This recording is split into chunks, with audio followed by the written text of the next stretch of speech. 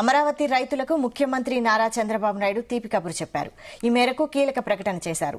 రాజధాని అమరావతిలోని R5 జోన్లో స్థలాలిచ్చిన వారందరికీ వారి సొంత గ్రామాల్లోనే ఇళ్లు నిర్మించి ఇచ్చేందుకు తగు చర్యలు తీసుకోవాలని అధికారుల్ని ఆదేశించారు.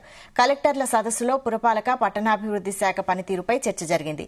రాజధాని అమరావతి R5 జోన్లో ఇళ్ల స్థలాల అంశం ప్రస్తావనకు వచ్చినప్పుడు ముఖ్యమంత్రి చంద్రబాబు మాట్లాడి అధికారులకు ఆదేశాలిచ్చారు.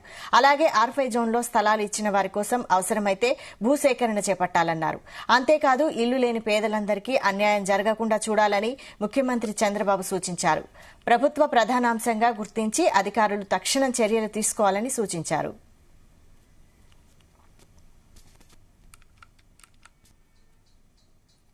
గత ప్రభుత్వం హయాంలో R5 జోన్లో విజయవాడ, గుంటూరు నగరాలకు చెందిన పేదలకు ఇళ్ల స్థలాలు కేటాయించారు. ఈ సమస్యకు చెక్ పెడుతూ వారి సొంత ప్రాంతాల్లోనే ఇళ్ల పట్టాలిచ్చి ఇళ్ల నిర్మాణాలు చేపట్టాలని, లేని పక్షంలో టిడ్కో గృహాలను కేటాయించాలని చంద్రబాబు నిర్ణయం తీసుకున్నారు. అవసరమైన చోట భూ సమీకరణ, భూసేకరణ విధానాలలో ముందుకు వెళ్లాలని అధికారుల్ని ఆదేశించారు. త్వరితగతిన పేదలకు ఇళ్ల కేటాయింపు చేపట్టాలని సూచించారు. చంద్రబాబు తీసుకున్న ఈ నిర్ణయంతో R5 జోన్ వివాదానికి ముగింపు పలికారు. అంతేకాదు R5 జోన్లో ఇళ్ల స్థలాలు పొందిన లబ్దిదారుల్లో ముఖ్యమంత్రి చంద్రబాబు తీసుకున్న నిర్ణయంపై సానుకూలత వ్యక్తమవుతోంది. గత ప్రభుత్వం అమరావతి మాస్టర్ ప్లాన్ను మార్చే విషయంలో కొన్ని చట్టబద్దమైన ఇబ్బందులు వచ్చాయి.